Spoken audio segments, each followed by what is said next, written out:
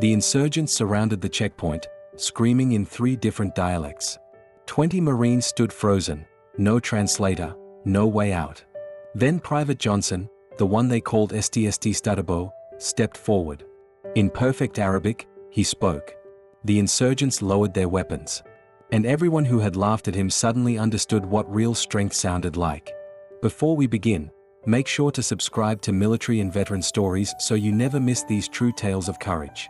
And tell us in the comments, where are you watching from today? Forward Operating Base Warrior, Afghanistan. The mess hall buzzed with the usual morning chaos. Soldiers grabbed trays, coffee steamed, conversations overlapped like radio static. At the entrance, Private Marcus Johnson stood with his tray, scanning for an empty seat. He was 22, thin, with nervous eyes that darted too quickly.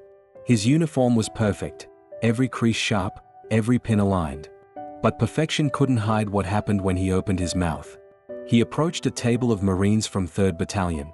"CC, can I sit here?" The reaction was instant. Corporal Derek Hayes, built like a linebacker with arms covered in tribal tattoos, looked up with a smirk.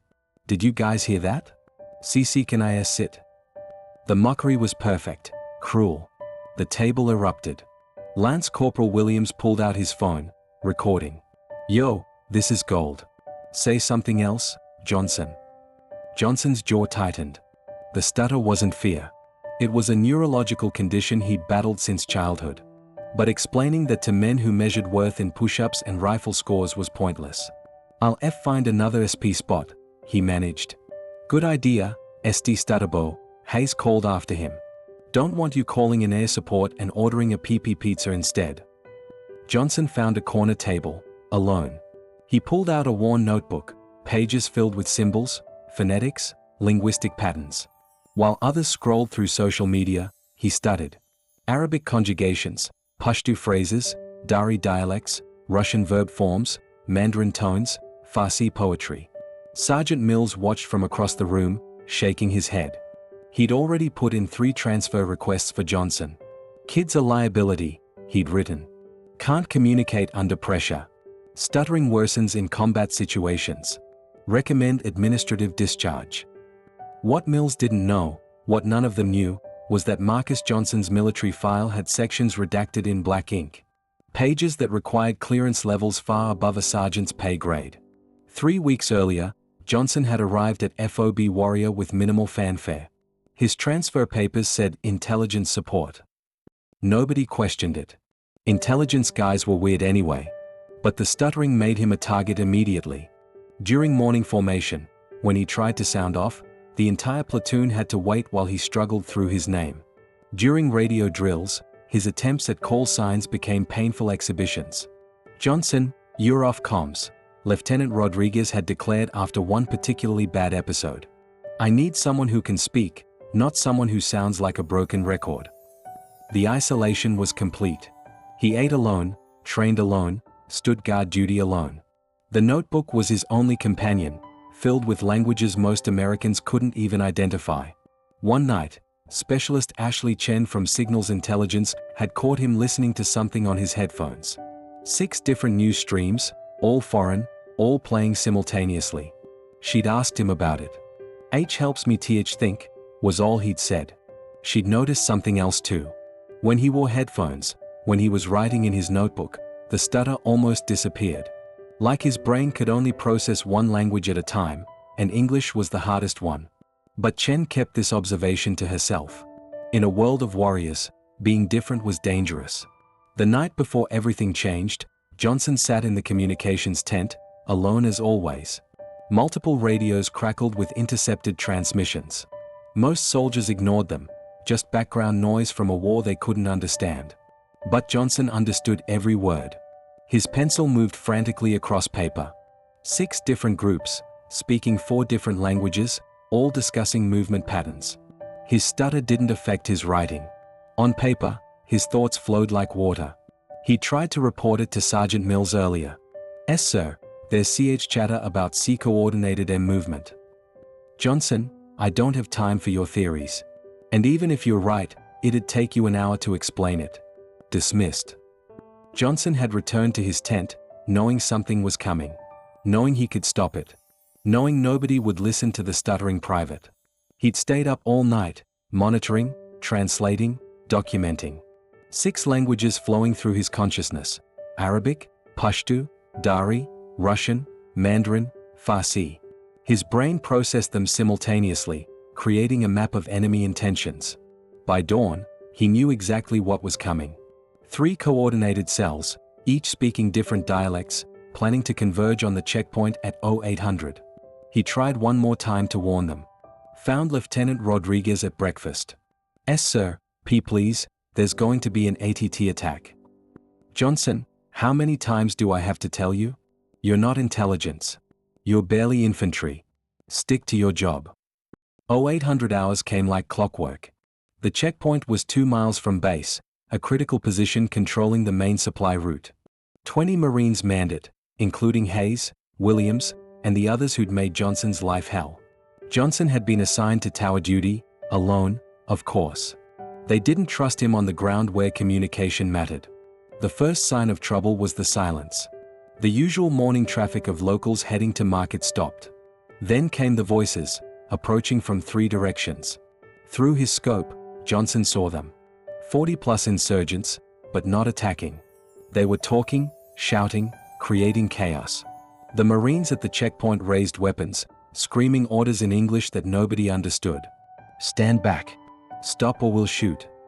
The insurgents kept advancing, voices growing louder, more aggressive. But they weren't shooting. It was psychological warfare: create confusion, force a mistake, make the Americans fire first on what might be civilians. Johnson's radio crackled. Hayes's voice, panic creeping in: "Base, we need a translator now. We got dozens of locals, can't tell if they're hostile, they're screaming something about bombs, maybe? We need." The transmission cut to chaos. Shouting, confusion, someone yelling about possible suicide vests. Johnson knew exactly what was happening. The insurgents were speaking in 3 different dialects simultaneously, deliberately creating confusion. One group claiming to be civilians warning about bombs. Another pretending to be local police. The third making threats. Designed to cause panic, to make the Marines shoot civilians, creating an international incident. He grabbed his rifle and ran. Johnson reached the checkpoint as chaos peaked. Marines had formed a defensive line, weapons raised. The crowd of apparent locals pressed closer, voices reaching fever pitch. Someone's finger was going to slip. Blood was seconds away. Johnson pushed through the Marine line. Hayes grabbed him. "What the hell are you doing here, Stutterboy?" Johnson didn't answer in English. Instead, he stepped forward and spoke in perfect, flawless Arabic. "No stutter. No hesitation. Stop. I know what you're planning. 3 groups, 3 stories, all lies." The crowd faltered.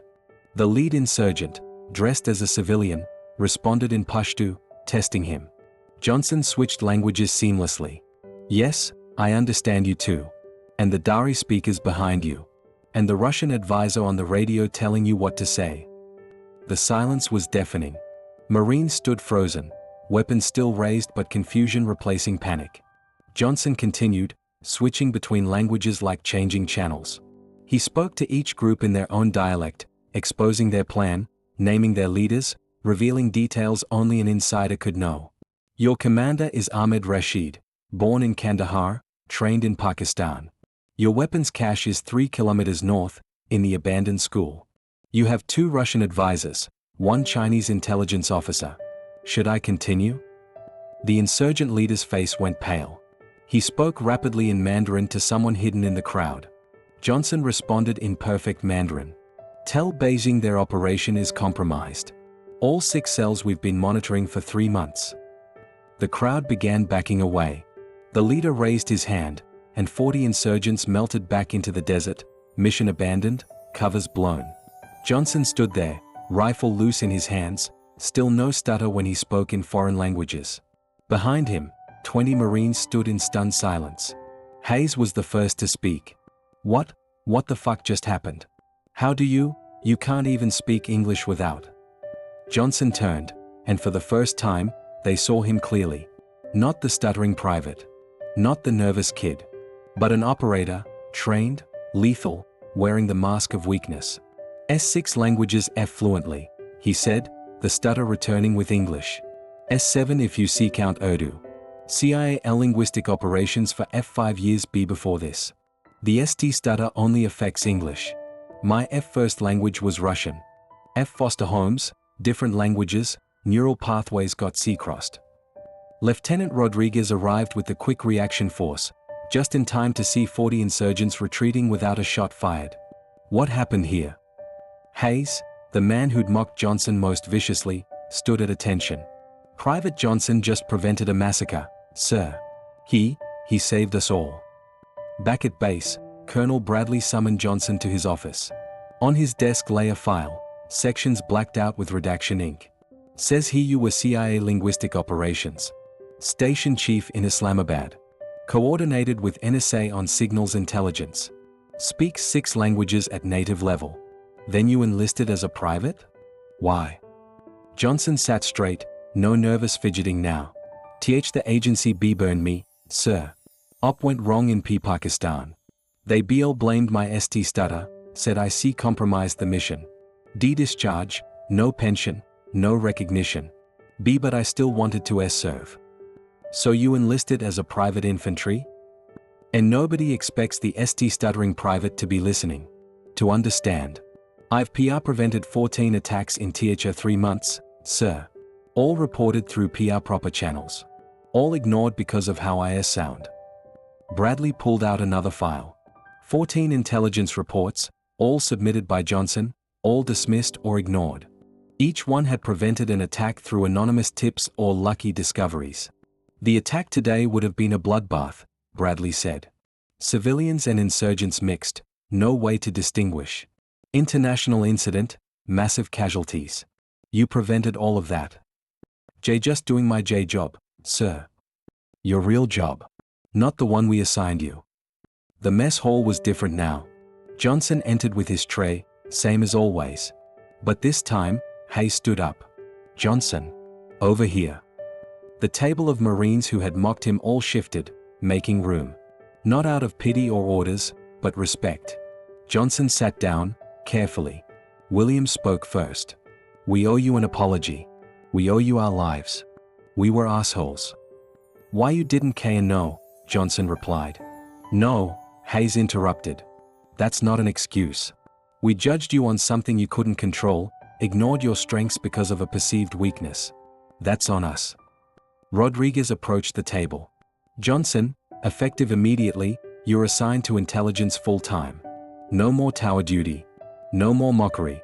Anyone gives you shit about your speech, they answer to me. But Johnson shook his head. I'd rather stay with the unit, sir. These G guys need someone who understands the CH chatter. And then now they'll actually listen. Over the coming weeks, Johnson became the unit's secret weapon. His stutter remained, but nobody mocked it anymore. They learned to wait, to listen, to understand that intelligence came in many forms. Hayes got a tattoo on his forearm, speak less, listen more in Arabic script. Johnson had written it for him. William started learning Pashto, with Johnson teaching him at night. If you can learn 6 languages with a stutter, Williams said, I can learn one without excuses. The checkpoint incident was classified, officially just an avoided confrontation. But word spread through the special operations community. The stuttering private who spoke 6 languages. The one everyone underestimated. The one who prevented a war crime with words instead of bullets. 6 months later, Johnson received a letter. CIA letterhead, official seal. They wanted him back. Full reinstatement, back pay, commendations. An apology for the misunderstanding. He read it in the mess hall, surrounded by his unit. Hayes read over his shoulder. Holy shit, they're offering you everything. Senior analyst position, 6-figure salary, diplomatic immunity. Johnson folded the letter carefully.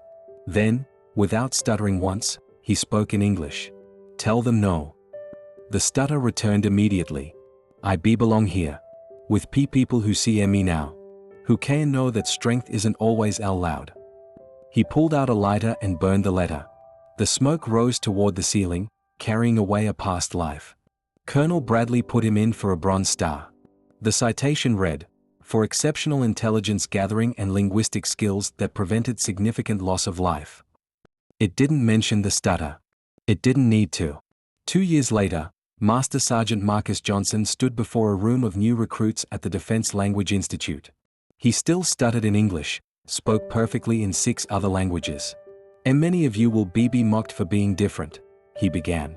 For and not fitting the warrior ST stereotype. Good. Being underestimated is a W weapon. Use it. He switched to Arabic, the stutter vanishing. Your greatest strength might be what others call weakness. Then Mandarin, listen when others speak carelessly. Russian, learn when others assume you're stupid. Pashto, strike with knowledge when they expect force. Dari, save lives with words when others only know violence. Back to English, embracing the stutter. IS saved more lives with a ST stutter than most save with our rifles. Because IL listened when others L laughed. Don't let anyone's mockery define your W worth. In the back row, a young private with a speech impediment sat up straighter. A woman with a thick accent took notes more carefully. A soldier with dyslexia stopped hiding his reading struggles. They saw Johnson not as broken, but as proof. Proof that heroes don't always sound like movies. Sometimes they stutter. Sometimes they struggle. Sometimes the strongest warriors are the ones everyone underestimates.